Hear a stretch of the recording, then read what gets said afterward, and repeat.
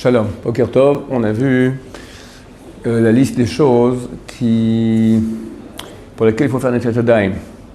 Se laver les mains 3 fois sous le jet du lavabo, et il est marqué dans le Shulchan Aruch que si on ne les fait pas, alors Yotse Midaato, quelqu'un il perd la boule. Alors on a expliqué ça veut dire quoi? Il s'éloigne de Dieu, il a moins d'envie d'étudier la Torah, moins envie de prier, moins envie de pratiquer le mitzvot, il est plus attiré par les choses du mal. Il est marqué aussi dans le Shulchan Aruch que s'il est un Chacham, si c'est un sage d'Israël, quelqu'un qui sait étudier bien déjà, il oublie ce qu'il a étudié.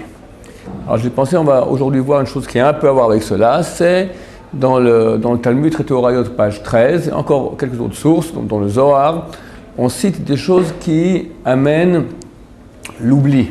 D'accord? Que si on fait ces choses-là, on oublie ce qu'on a étudié.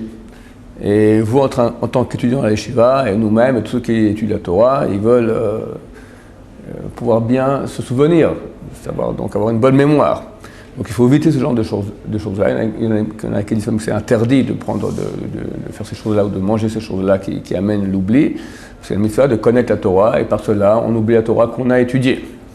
Alors dans la Gemara, là-bas, dans Orayot, page 13, il y a une liste de choses. On va commencer par les choses de la Gemara. Une des choses qui est les plus connues, c'est l'interdiction de manger des olives. Eh oui. Alors, il y en a qui ont dit que c'était que les olives crues, c'est-à-dire quand elles n'ont pas été encore intimement conservées, elles sont très amères, comme ça, dures, elles sont presque immangeables. Mais néanmoins, beaucoup disent que non, c'est pour toutes les olives normales aussi. Quand c'est marqué que celui qui a l'habitude de ragil, celui qui est habitué à manger des olives, ça amène l'oubli. Même Gemara, il est écrit que celui qui est habitué à boire de l'huile d'olive, alors ça amène la mémoire. Alors certains ont voulu dire, qu'est-ce qu'on va faire? C'est très simple, on va tremper les olives dans de l'huile, comme ça l'effet de l'huile va annuler l'effet des olives. C'est pas un truc qui est très bien, les décisionnaires disent, qui me dit d'abord que tu sais pas à quel point l'olive, elle t'amène l'oubli, tu sais pas à quel point l'huile d'olive, elle amène la mémoire. Alors, qui me dit que c'est vraiment équilibré? Peut-être que pas, peut-être que c'est déséquilibré. Par contre, une chose c'est inconnue, mais je vous dévoile maintenant le secret qui est écrit c'est pas un grand secret, mais c'est marqué dans le Kaf HaChaim, c'est le nom de Rabbeinu Hari. Il dit comme ça, il dit que pourquoi est-ce que quand on mange des olives, ça amène l'oubli? Parce qu'il y a une force négative. Pas bien dire le mot bon, je vais pas le dire, d'accord, une écorce, c'est le mot ouais, mais faut pas dire, c'est pas bien de dire ce mot-là, c'est pas bien. Bon, le jour ça va.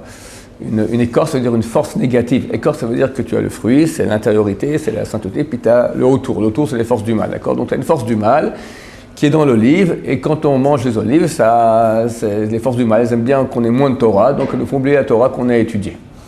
Alors Rabbeinu Hari, il dévoile une pensée à avoir lorsqu'on mange l'olive, et comme ça on casse la force du mal, et au contraire ça amène de la mémoire de manger des olives. Là alors en plus si elles sont trempées dans l'huile d'olive, là t'as et l'olive qui amène la mémoire, et l'huile d'olive qui amène. Mais même sans que ça soit trempé dans l'huile d'olive, si quelqu'un mange des olives, donc même pas trempé dans l'huile d'olive, s'il pense cette chose-là, c'est ce nom de Dieu que je veux dire maintenant, alors ça casse la force négative et ça amène au contraire de la mémoire. Quel est le nom de Dieu qu'il faut penser lorsqu'on mange des olives? C'est 3 noms de Dieu. Quel c'est Aleph et Lamed, Elohim, Aleph, Lamed, Hey, et puis Yud, et puis Mem, et Matspatz. Qu'est-ce que c'est Matspatz? Mem, Tzadik, et puis Pei, et puis Tzadik. C'est le nom de Dieu Yud, Ke, Vav, Ke, donc le nom ineffable, Yud, et puis Hey, et puis Vav, et puis Hey. En Atbash. C'est quoi le Atbash? Atbash, c'est un alphabet à l'envers. A, le Aleph correspond, première lettre de l'alphabet, correspond à la dernière lettre, Taf. Bet, deuxième lettre de l'alphabet, correspond à l'avant-dernière. Shin, Gar, Dak. Gimel, troisième correspond à la troisième avant la fin. Resh, Dalet, Kouf, etc. Les lettres Mem, et puis Tzadik, et puis P, et puis Tzadik, sont en Atbash, les lettres Yud, Ke, Vav, Ke. Donc pensez ces 3 noms, Kel, Elohim, Mem, Tzadik, et puis P, Tzadik. Et quand on mange l'olive, et la valeur numérique, vous pensez, la valeur numérique de ce nom-là, c'est Zait. Zait égale olive. Et quand on mange l'olive ainsi, ça amène la mémoire. Mais à chaque olive. Oui, c'est possible. Je pense que c'est pas quand tu mâches, juste quand tu avales. Mais quand c'est ça à manger, quand tu avales, hop, glups, il faut pencher, elle est ok, va se passer. Non, on peut pas dire que ce sont des noms de Dieu. Moi-même, je dis maintenant quel. Je n'ai pas dit Aleph et puis Lamed, le vrai nom, d'accord? Pensez quel Elohim, Men Tzadek et puis Pet Tzadek.